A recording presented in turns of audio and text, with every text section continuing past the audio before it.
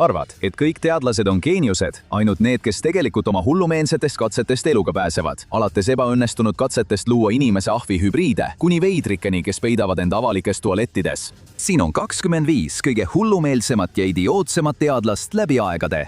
Number 25. On mõistlik alustada ühega empirismiisadest, uskumusest, et teadmised peaksid põhinema tõenditel, mitte oletustel. See mees oli Francis Bacon, Briti poluhistor, kes jättis oma jälje kõigele. Kirjutamisest, filosoofia, poliitika, teaduse ja isegi toidu säilitamiseni. Kas sa usuksid, et just üks tõeliselt rumal katse selle viimasega viis ta surmani? Üks tuntumaid kirjeldusi Baconi 1626 aasta surmast räägib, kuidas ta liikus läbi paksu lume Highgate'is, Põhja-Londonis, kui talle äkitselt tuli üks idee.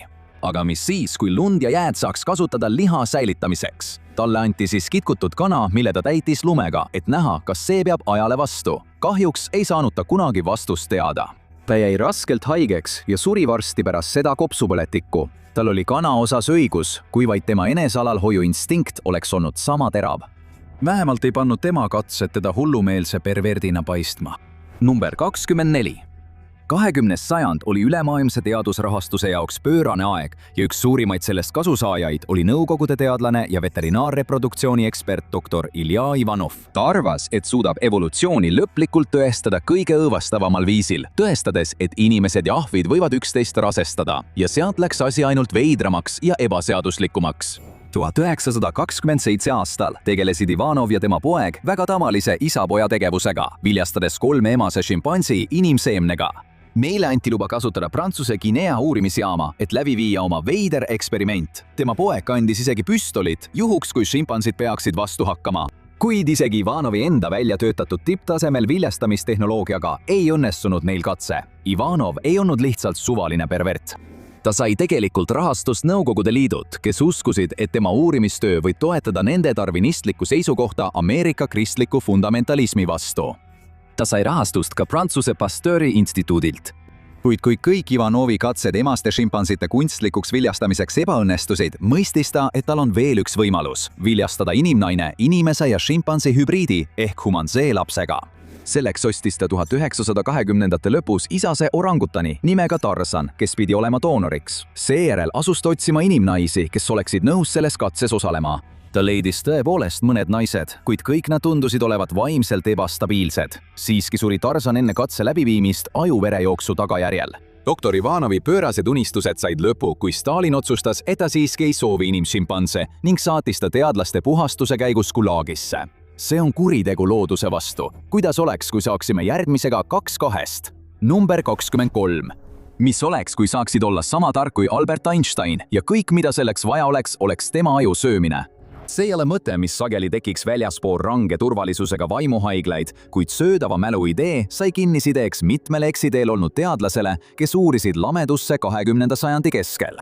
James McConnell oli teinud katseid, et tõestada, et lamedussid, ühed lihtsamatest loomariigi eluvormidest, kellel on neuronid, suudavad edukalt mälestusi talletada. See oli siis, kui ta oli alles tudeng 1950ndatel, aga nüüd, täiskasvanud teadlasena, oli ta valmis asja tõeliselt veidraks ajama. Kui teised teadlased arvasid õigesti, et ta oli mõistuse kaotanud, hakkas ta väitma, et tema katsed tõestasid, et mälu ei asu aju sünapsides, vaid see on keemiliselt kodeeritud iga raku sees olevates RNA-molekulides. See tähendab, et sinu mälestused on sama palju sinu jalas kui sinu ajus. Ja just siis läks asi hirmutavaks. Olles veendunud, et mälu on kõigis kudedes, õpetas ta ühele lameussile triki, seejärel tükeldas selle ja söötis tüki teisele lameussile. See pidi tema väitel põhjustama intelligentsuse ülekandumise. Loomulikult rõhutas McConnell, et mäluülekanne ei pruugi inimese seedesüsteemi happelisuses ellu jääda. Aga sel hetkel ei näinud ta enam tervikut, vaid keskendus pisiasjadele.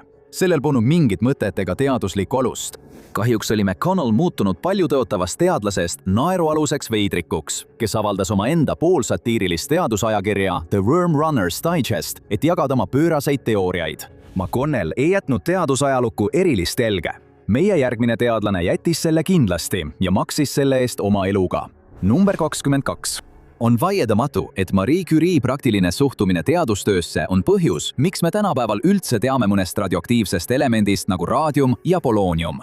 Samuti on vaieldamatu, et hoolimata sellest, et Marie Curie oli üks väheseid inimesi ajaloos, kes võitis Nobeli preemia 2 erinevas teadusvaldkonnas, tuli tema murranguline teadustöö talle isiklikult ränga hinnaga.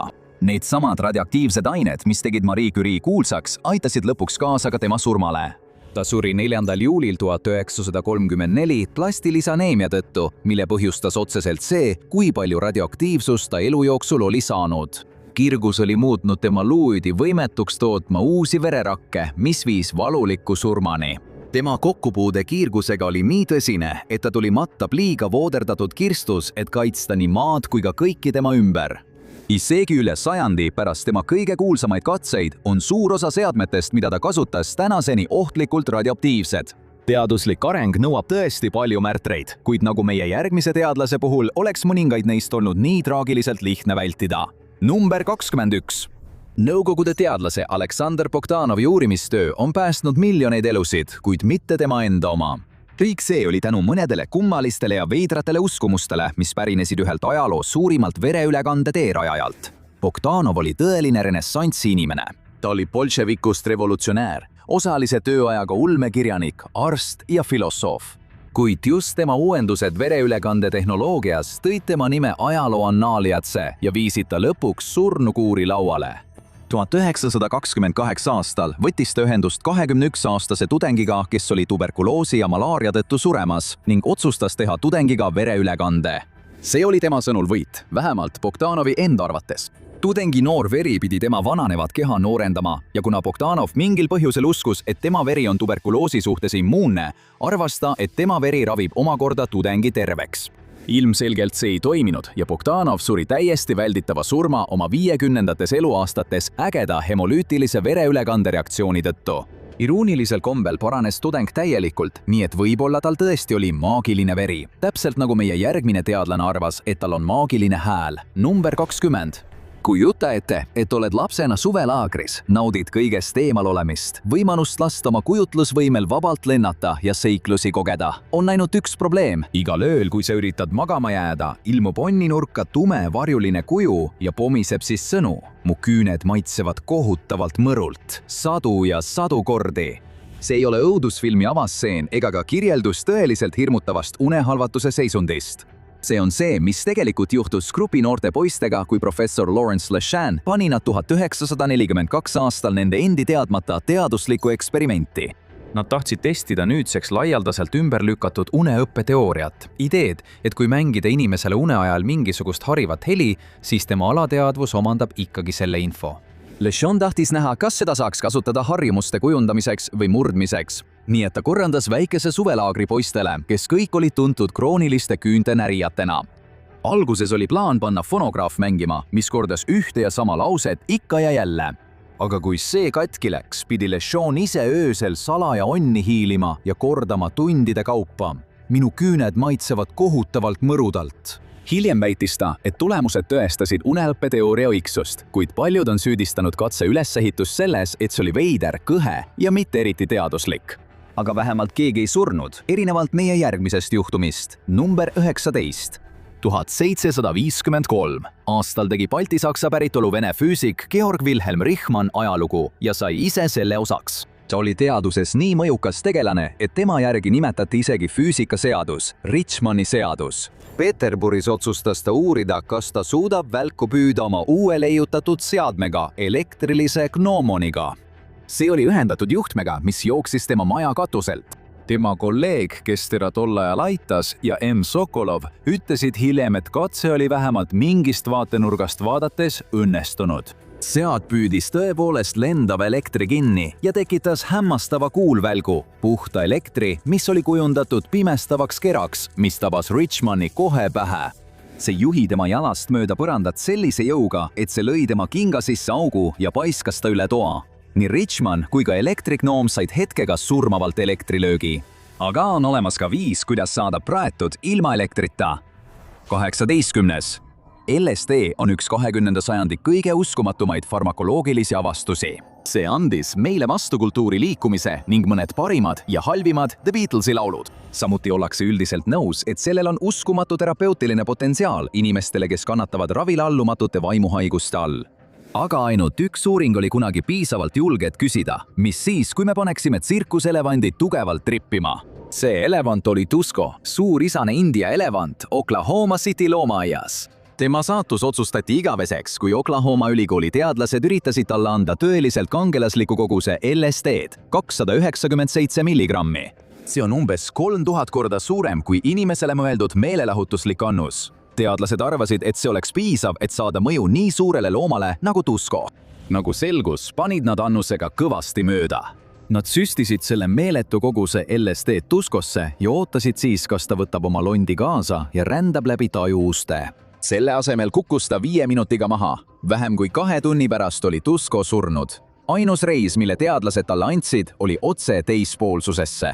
Aga rumalad teadlased ei sihi ainult looduse suurimaid olendeid. Nad kiusavad sama hea meelega ka kõige väiksemaid. Number 17. Sõltuvalt sinu teadmistest on Dr. John Watson kas kuulus kirjandusliku detektiivi Sherlock Holmesi hakkaja kaaslane või mõjukas psühholoog, kes viis läbi mõningaid kuulsalt veidraid ja kõhedaid katseid. Ja ükski neist polnud veidram, kõhedam ega lausa rumalam kui kurikuulus väikese Alberti katse. Watsonite tunti kui behaviorismi isa. See on psühholoogia suund, mis väitis, et inimkäitumist kujundab vähem sisemine teadvus ja rohkem elu jooksul, eriti lapsepõlves, õpitud tingitud reaktsioonid. Behaviorismi kohaselt oleme me kõik sõna otseses mõttes harjumuste orjad ning selle põhjal oli Watson kindel, et meisse saab uusi harjumusi sisse programmeerida. Näiteks panna väike poiss kartma valget rotti, mis talle tegelikult mingit ohtu ei kujutanud. Selles täiesti ebaeetilises klassikalise tingimise uuringus tutvustas ta päris beebit nimega Väike Albert valgele rotile ja lasi neil koos mängida. Väike Albert ei näidanud roti suhtes mingit vastumeelsust, ta oli isegi rõõmus ja uudishimulik. Ja siis lõi Watson haamriga vastu suurt metalltükki, tekitades valju ja hirmutava heli, mis pani Alberti nutma. Ta tegi seda ikka ja jälle, kuni juba pelgalt roti nägemine pani väikese katsealuse nutma ja hirmust värisema. Lõpuks kolis Alberti ema ära ja võttis oma poja katsetest välja. Mitte kaua pärast seda sunniti Watson ametist lahkuma, kui avalikuks tuli tema abieluväline suhe oma kraadiõppurist assistendiga. Nii otsustas ta leida uue töökoha kohas, kus polnud oluline, kas sul on hing või mitte. Madison Avenue branding ja reklaam. Olgu, võib-olla siis järgmine. Number 16. Kas beebi šimpansi oleks võimalik kasvatada mingisuguseks veidra välimusega inimeseks? Ilmselgelt mitte, nagu ütleb sulle iga primatoloog. Igatahes võib šimpans olla inimestega kokku puutudes väga ohtlik. Ükski neist üsna ilmsetest faktidest ei takistanud võrdlevat psühholoogi Winthrop Kellogi seda tõsimeeli proovima. Ta otsustas kasvatada beebishimpansi nimega Kua koos oma enda lapse Donaldiga. 1931 aasta alguses võttis Kellogi perekond Kua oma koju, olles uudishimulikud, mis juhtuma hakkab. Kas nad suudavad kasvatada Kuad nagu last ja kas Kua kohalolek paneb Donaldi käituma rohkem nagu šimpans? See on täiesti hullumeelne ja uskumatult ohtlik, kui nad tõesti proovisid seda. Neil avaldas muljet, et Kual ilmnes mõningaid inimese sarnaseid arengujooni. Pärast 9 kuud sotsialiseerimist suutis ta mõningaid käske ära tunda ja neid täita, näiteks tassi üles võtta ja lusikat kasutada. Ta suutis inimesi ära tunda ka nende riiete ja lõhna järgi, kui mitte nägude järgi. Samuti on tõsi, et Donald omandas lapsena palju šimpansi-taolisi käitumisviise ja maneere lihtsalt seetõttu, et veetis nii palju aega Kuaga, kuid sellest kaugemale areng ei jõudnud. Kua ei olnud füsioloogiliselt võimeline omandama ega kordama inimkeelt, sest kuigi šimpansid on vaieldamatult uskumatult intelligentsed loomad, on nad siiski loomad. Kellogid otsustasid, et kogu eksperiment oli läinud liiga kaugele. Kui Donald hakkas kordama erinevaid hääli, mida Kua tegi, sai nad aru, et sellel eksperimendil oli tegelikult palju suurem võimalus Donaldi arengut kahjustada, kui Kuad arendada. Nagu oleks neile öelnud ükskõik milline primaadi ekspert juba esimesel päeval. Aga sa eelistaksid siiski jagada lauda Kuaga kui meie järgmise vastiku teadlasega. Number 15. Stubbs Firth oli teadlane, kellel oli veider nimi ja veelgi veidram põhjus, mille poolest ta tuntud oli. Ta tahtis tõestada, et kollapalavik ei saa levida inimeselt inimesele kehavedelike kaudu. Tema viis seda tõestada oli puutuda tahtlikult kokku võimalikult paljude selliste kehavedelikega. Mõni aasta pärast, 1793 aasta kollapalaviku puhangut, mis laastas Philadelphiat, alustas Firth oma katseid. Ta alustas sellest, et tegi oma käsivartele kirurgilised sisselõiked ja valas kollapalaviku patsiendi oksendise otse haavadesse. Kui Firth kollapalaviku ei nakatunud, ei pidanud ta end õnnelikuks ega jätnud selliseid katseid sinna paika. Selle asemel otsustas ta oma katseid kahekordistada, kolmekordistada ja neljakordistada kõige jälgimal moel, mida ette kujutada võib. Ta valas kollapalaviku oksendise otse oma silmamunadesse. Ta praadis oksendise ja hingas selle aure sisse. Ta jõi lahjendamata okset ja ikkagi ei nakatunud. Ja kui ta oli kindel, et oli oksendise kui nakkusallika välistanud, hõõrus ta nakatunud verd, uriini ja sülge üle kogu oma keha. Kui üldse midagi, siis ta näitas, et piir teadlase ja ennast hävitava perverdi vahel on liiga õhuke. Aga vähemalt tõestas ta lõplikult, et kollapalaviku ei saa kehavedelike kaudu nakatuda, nii et see kõik oli seda väärt. Kuid tegelikult oli see kõik muidugi täiesti kasutu. Kollapalavik on sääskede kaudu leviv viirushaigus ja Firth kasutas lihtsalt lõppstaadiumis patsiente, kelle kehas viirust enam ei olnud. Ja me peame mõtlema, kas mingil hetkel Firth juba teadis seda, aga ta oli lihtsalt kollapalaviku kehavedelikes sõltuvusse sattunud. Jumal küll, lõpetame selle teema ja lähme kuhugi vähem rõvedasse, näiteks meeste tualetti. 14. Ei, politseinik, ma viisin lihtsalt läbi psühholoogilist eksperimenti. Võib-olla ütleksid sa nii, kui sind tabataks tualetis luuramas ja inimesi häda tegemas vaatamas. Aga sa võid veel rohkem pahandusse sattuda, kui ütled neile, et uuringu nimi oli Personal Space Invasions in the Lavatory – Suggestive Evidence for Arousal. Aga see oligi ühe päris uuringu nimi, mis viibi läbi 1970-ndatel ja mis hõlmas paljude meeste jälgimist avalikes tualettides pissimas. Uuringu põhiolemus oli esitada üsna lapsik küsimus, kas meestel kulub rohkem aega pissimiseks, kui nad tunnevad end jagatud tualetis kitsikuses. Ja selleks, et seda teada saada, jälgisid nad salaja, kuidas nende töötajad surusid aimamatuid osalejaid pissuaari juures nurka. Seejärel mõõtsid nad, kui kaua kulus igal inimesel pissuaari juures urineerimise alustamiseks, sõltuvalt sellest, kas keegi oli nende lähedal või mitte. Teadusringkond mõistis selle uuringu laialdaselt hukka kui veidra, rõveda ja enamasti mõttetu. Aga kui see on küsimus, mis sind alati on vaevanud, siis nüüd saad rahulikult magada teades, et jah, lavahirm muudab urineerimise tõesti raskemaks. Rääkides elus suurtest küsimustest. Number 13. Kui raske on sinu hing? Ei, see ei ole meie debüüt Retro-Emo albumi nimi. See on küsimus, mille esitas tõsiselt arst Duncan McDougall aastal 1907. See käivitas kuulsalt eksperimendi, mida tuntakse kui 21 grammi katset. Kellelegi, kes ei ole elukutseline teadlane, võib see tunduda intuitiivselt loogiline. Ta paigutas surevad patsiendid spetsiaalselt kujundatud kaalule ja salvestas nende kaalu täpselt surmahetkel. Kui surm tõesti tähendas hinge lahkumist kehast, arutles ta, siis võiks iga järjepidev kaalulangus paljastada inimhinge kaalu. Juba see on veidi hullumeelne, segada omavahel kummalist arusaama teadusest ja täiesti metafüüsiline religioosne teema. Kuid pärast katse läbiviimist jõudis ta hüpoteesini, et inimhinge kaal on tõenäoliselt umbes 21 grammi ehk 0,7 untsi.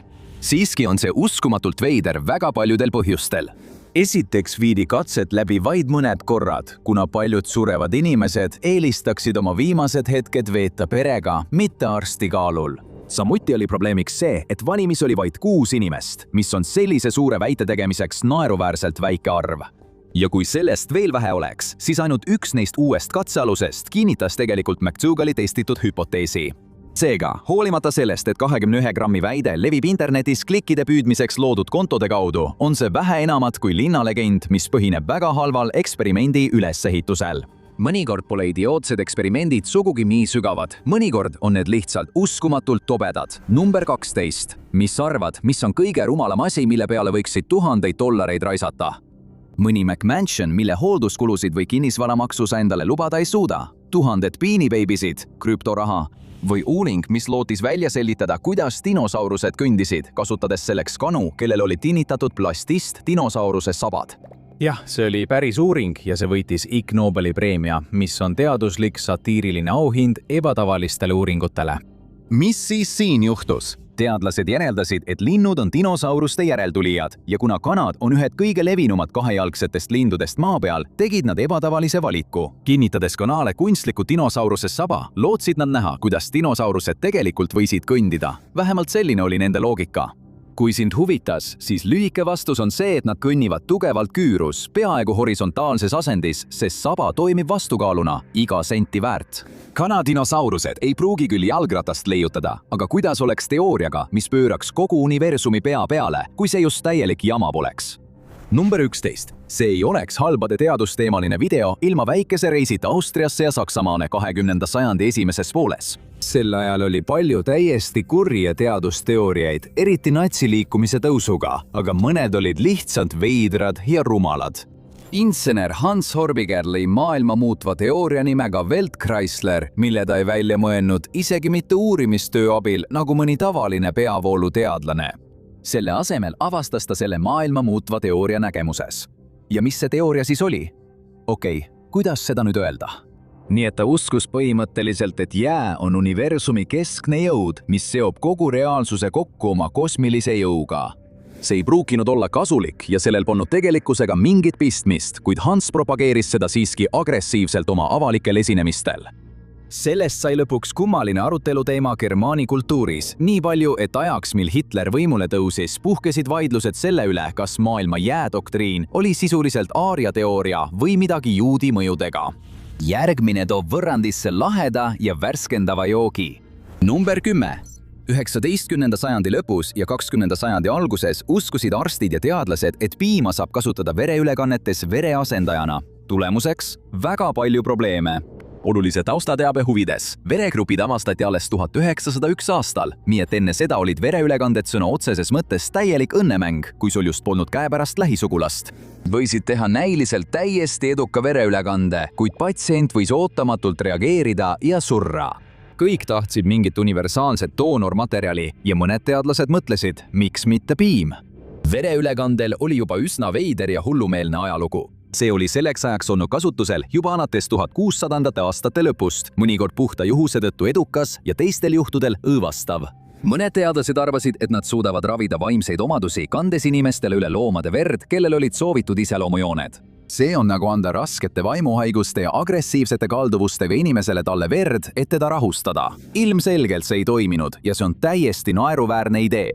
Uuringud aeglustusid peaaegu 2 sajandiks. Ilma olulise teadmiseta veregruppidest peeti seda barbaarseks ja surmavaks tegevuseks ning Vatikani poolt keelati see mõneks ajaks ametlikult. Uus piimaajastu algas 1854 aastal, kui arstid James Powell ja Edwin Hotter uskusid, et piimas olevad rasvaosakesed muutuvad valgevere libledeks. Nad kasutasid seda ettekäändena, et süstida inimestesse piima. Muide, tegemist oli lehmapiimaga, mitte inimpiimaga. Esimene patsient, kelle peal nad seda proovisid, näitas tegelikult paranemise märke. Järgmised 5 surid kõik. Nii et loomulikult sai sellest Ameerikas kõige kuumem pervisetrend, kuni tuli toore liha ja saastunud jõevee moeröögatused. Isegi teadlased võivad mõnikord olla uskumatult rumalad inimesed. Ja järgmiseks vaatame, mis juhtub, kui ühendada rumalus kurjusega. 9. koht. Vaimuhaigus on keeruline teema, mille põhjused on inimeseti väga erinevad, alates ajukeemiast kuni psühholoogia ja neuroloogiani, kuid kurikuulsal Dr. Henry Cottonil oli hoopis teistsugune arusaam. Aga mis siis, kui kõik vaimuhaigused tulenevad füüsilisest infektsioonist, näiteks nakatunud hambast? See oleks suur asi, kui see oleks tõsi. Probleem oli aga selles, et see polnud üldse tõsi.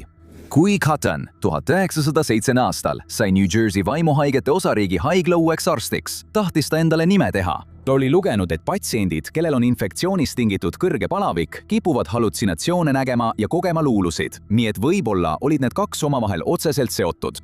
See viis selleni, et ta hakkas haigla patsientidel massiliselt lagunenud hambaid välja tõmbama, lootes, et ehk tõmbab sellega välja ka nende vaimse trauma. Ilmselgelt oli kõige hullumeelsem mees siin hoopis see, kes hullumaja juhtis. Ja kui see ei toiminud, kas ta siis ei näinud oma tegude vigu ega taganenud? Hei, see oleks olnud allaandja jutt. Kindlasti, kui nad olid ikka veel vaimselt haiged, siis oli see tegelikult sellepärast, et nende kehas olid veel peidetud infektsioonid, mida ta polnud veel välja rebinud. Ta hakkas vaimselt haigetel kurgumandleid eemaldama. Kui sellest ei piisanud, eemaldas ta rõõmuga sinu munandid või munasarjad, kui ta uskus, et need on sinu maania põhjuseks. Mõnel patsiendil eemaldati isegi jämesool. Kas sind üllataks, kui kuuleksid, et selle mehe operatsioonide suremus oli jahmatav 45%? Statistiliselt on see peaaegu sama halb, kui lasta oma saatusel otsustada kulli ja kirja viskamisega. Ei läinud kaua, kuni haigla oli täis Cottoni moonutatud ohvreid. Kui ta lõpuks haiglast lahkus, suutis ta selle edu abil hakata eraarstiks. Ta hakkas New Jersey sotsiaalse eliidi vaimseid muresid ravima hambaid välja tõmmates. Inimestel, kellel oli rohkem raha kui mõistust või õnne. Hoolimata sellest, et oli täiesti idiootlik teadlane ja oma patsientide hull lihunik, ei pidanud Cotton oma elu jooksul kunagi tagajärgi kandma. uskuge või mitte, aga meil on tegelikult veelgi koletum hull teadlane. 8. koht. Te ei pruugi nimes Sidney Gottlieb ära tunda, kuid on suur tõenäosus, et olete tuttav tema kõige kurikuulsama tööga, CIA keemiaprojektiga nimega MK Ultra. Selle eesmärk oli uurida LSD-d kui ajupesuvahendit, kasutades meetodeid, mis olid otse üle võetud natsisõja kurjategijatelt ja koletistelt, kes töötasid üksuses 731. MK Ultra kuriteod tervikuna on liiga arvukad, et neid siin kõiki käsitleda. Piisab öelda, et projekt ebaõnnestus kõigis oma teaduslikes eesmärkides, jättes endast maha inimkannatuste ja surmajälje. Aga üks veidramaid viise, kuidas Gottlieb oli lihtsalt täielik rämpsteadlane, oli tema harjumus oma CIA kolleege niisama LSD-ga uimastada lihtsalt selleks, et näha, mis juhtub. Üks selle kõige õnnetumaid ohvreid oli Gottliebi kaastööline Frank Olson. Olson oli üks esimesi teadlasi, kes määrati teise maailmasõja ajal salajastesse USA bioloogilise sõjapidamise laboritesse Fort Detrickis, Frederickis, Marylandis. See viis ta hiljem kokkupõrkekursile Gottliebiga, kes pani talle firma väljasõidu ajal joogi sisse uimasti. See lõppes sellega, et Olsonil tekkis kõigi kolleegide ees piinlik närvivapustus. See käivitas Olsoni jaoks allakäiguspiraali, kuna paranoia ja tööalased mured ajasid ta sisuliselt hulluks, mis kulmineerus tema endiselt vaidlusaluse surmaga hotellitoa aknast alla kukkudes 1953. aastal. Mitte miski Gottliebi eksperimendis ei olnud eetika ega teadusliku meetodi piirides. See oli lihtsalt mõttetu sadism, mis laenas teaduse kuube kostüümipeoks. Siin on üks veider fakt, mida sa tõenäoliselt pole kunagi varem kuulnud, isegi kui sind samuti MK Ultra juhtum paelub. Pärast projekti kokkuvarisemist ja Gottliebi tsiviilellu pensionile jäämist otsustas ta asuda täiesti uuele ametile. Eluaegse kogelejana omandas Gottlieb kõneravi kvalifikatsiooni ja veetis suurem osa oma ülejäänud elust põhikoolide ja gümnaasiumide logopeedina. See pidi olema päris pöörane, kui Ameerika Ühendriikide kurikuulsaim hull teadlane andis sulle kõneravi. Loodetavasti oli ta selles parem ja eetilisem kui keemias. 7. kohal. Kas on imelik hängida oma teadlasest parima sõbraga ja piinata teineteise mune inimkonna teadmiste nimel? Olenemata sellest, kas see on imelik või mitte, tegid 2 teadlast nimega Herbert Woolard ja Edward Carmichael just seda 1933 aastal. Nad tegid koostööd, et panna üksteise munanditele raskusi, et teada saada, kuidas see tundub ja mida see teaduse jaoks tähendab. Tead küll, lihtsalt mehed teevad meeste asju. Ja ära muretse, kui nad raskusi lisasid, süstisid nad mõnikord ka oma munanditesse kohalikke tuimestusaineid. Me vannume, et see on päris uuring ja mitte lihtsalt mingi veider BDSM-i fännifantaasia, mille me video jaoks välja mõtlesime. Kas see oli lõpuks seda väärt? Kes seda tegelikult öelda oskab? Sa pead vähemalt austust avaldama inimestele, kes on valmis teadmiste nimel oma munandeid vigastama. Parem nemad kui meie. 6. koht. Jack Parsons oli üks selle nimekirja veidramaid inimesi. Ta ei olnud mitte ainult geniaalne raketiteadlane, kes oli tahkekütuse pioneer, vaid ka seksimaag, okultisti Alistair Crowley õpipoiss. Tal oli Los Angeleses oma maagiline loož, kus ta veetis aega koos veidrikes seltskonnaga, kes jagasid tema kummalisi usulisi tõekspidamisi. Need veidrad hobid mõjutasid tema teaduslikke püüdlusi mitmel kummalisel moel. Aja jooksul süvenes Parsons üha enam oma okultistlikesse uuringutesse, luues suhte tunevase scientoloogia rajaja L. Ron Hubbardiga ning püüdes maailma tuua antikristust. Cooney Hubbard põgenes koos Parsonsi naise õega ja suurema osa tema rahaga. Kui tema elu kokku varises, tegi ta rumalaid otsuseid, mille tõttu kaotas ta julgeolekuload ja sellega koos ka võimaluse valitsuse raketilepinguteks. Kuid kõige kurvem lõpp Jack Parsonsi loole tuli elavhõbeda fulminaadi hooletu käsitsemisega. Parsons suri oma vigastustesse vaid 37 minutit pärast plahvatust. Uudis oli nii ootamatu ja jõhker, et see tappis tema ema samal päeval. Siiani keerlevad kuulujutud selle üle, kas see oli tõesti õnnetus või mõrvakatse varjamine. Kuid Parsons oli kogu oma elu hoolimatu mees, hoolimata oma geeniusest. Miks see peaks seekord teisiti olema? 5. koht. Peaaegu kõik, keda huvitavad psühholoogilised eksperimendid, on mingil hetkel kokku puutunud Stanfordi vangla eksperimendiga. Selle juhtumi käigus muutis psühholoog Philip Zimbardo tavalised üliõpilased vangideks ja valvuriteks lavastatud vanglas. Järgnes kiire allakäik julmusesse, alandusse ja väärkohtlemisse, kui osalejad hakkasid omaks võtma neile määratud rolle. Aastakümneid on seda uuringut tsiteeritud tõendina, et õigetel tingimustel võib peaaegu igaüks kalduda käitumisele, milleks ta poleks end kunagi võimeliseks pidanud. Ja see on teaduslikult täielik jama. Nagu paljude ikooniliste uuringute puhul jätavad ka selle uuringu uurimismeetodid palju soovida ja näitavad, et Zimbardo püüdis paljusid oma tulemusi lausa välja venitada. Zimbardo juhendas oma valvureid olema eriti jõhkrad ning kehtestas reeglid ja juhised, mis julgustasid neid olema eriti ebainimlikud. Valvurite julmus harjutati ja prooviti eelnevalt läbi, samas kui vangid visati olukorda ettevalmistuseta. Nii vangid kui ka valvurid ei reageerinud ühtemoodi, mis läheb vastuollu mõttega, et siin oleks olnud mingi tegelik muster peale nende, mida Zimbardo ise näha soovis. Nii et lõpuks ei tõesta see inimhinges peituvat pimedust. See tõestab vaid seda, et täiesti vildakas lugu võib sündida siis, kui sa selle ise välja mõtled ja andmeid hiljem manipuleerid. Number 4. Siin on väike teavitussõnum Infographic Show'lt. Ära pane midagi oma silma, kui arst pole seda öelnud. Iseenda poolt biokäkkeriks nimetav Gabriel Lasina ei saanud sellest teada, kui ta üritas leida viisi, kuidas inimesed saaksid pimedas näha. Ta valmististas segu insuliinist, dimetüülsulfoksiidist ja keemilisest kloriin E6, mis on ravin pimeduse raviks. Nii et kui sa võtad ravimi, mis ravib pimedust ja paned selle nägija silma, siis peaks tulemuseks olema ülinägemine, eks? See oligi selle eksperimendi loogika, kuid see jättis tähelepanuta ühe olulise vea. Silm, mis laseb rohkem valgust sisse, võib küll pimedas paremini näha, kuid muutub päevavalguses palju haavatavamaks. Gabrielil vedas. Ta avastas, et pärast selle aine silmatilgutamist oli tal pimedas lihtsam näha, mitte ei jäänud kohe pimedaks. Järgmisel hommikul oli ta jälle normaalne. Kolmandaks, tundub peaaegu nagu julm nali nimetada Joseph Barcrofti idioodiks, kui ta tegelikult oli üks kõvemaid teadlasi, kes kunagi elanud. Aga me ütleme seda ainult sellepärast, et ta jäi ellu. Ja kui sa teed selliseid täiesti pööraseid asju nagu Barcroft inimteadmiste nimel tegi, siis ellujäämine on täielik statistiline ebatõenäosus. Barcroft töötas koos armeega hapnikuga varustatuse ja vere uurimisel. See oli eriti kasulik esimeses maailmasõjas, kui keemiarelvad põhjustasid Briti armees suurt kaost. Sest kuigi britid võivad armastada sinepit, ei armasta nad sinepigaasi.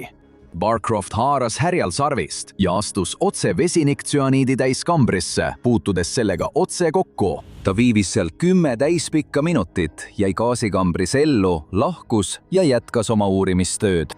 Vereringu uurimise huvides lukustas ta end ka sügavkülmikusse, kuni tal tekkis alajahtumine ja ta minestas. Aga see tundub täieliku naljana võrreldes tema kõige hullumeelsema eksperimendiga. Ta veetis terve nädala vähese hapnikuga kambris, et uurida selle mõju kehale.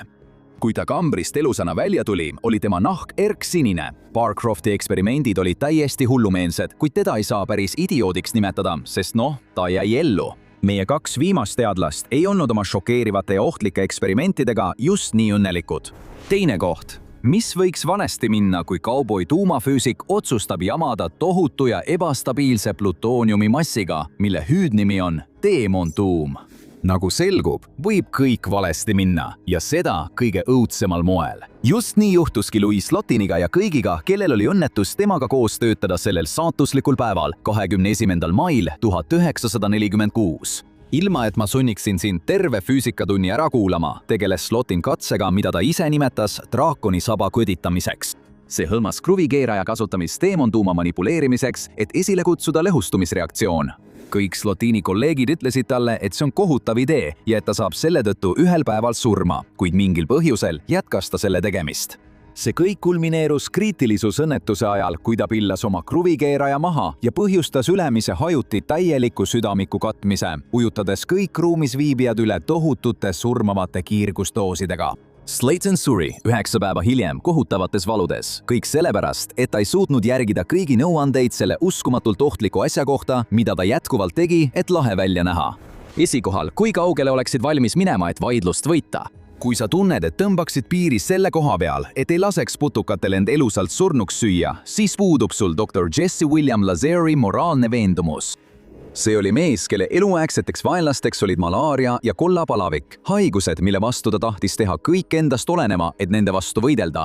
Kui Ameerika Ühendriikide armee määras ta 19. sajandi lõpus kollapalaviku komisjoni, olles avastanud, et nakkushaigused nagu kollapalavik on sõjaväe jaoks üks suurimaid ohte, puutus Lazer kokku uurimistööga, mis viitas sellele, et sääsed võivad olla selle haiguse kandjad. Tema varasemad uuringud malaaria vallas olid viinud ta tihedasse kokkupuutesse nende surmavate putukatega ning ta uskus kindlalt, et see uurimistöö võib olla tõsi.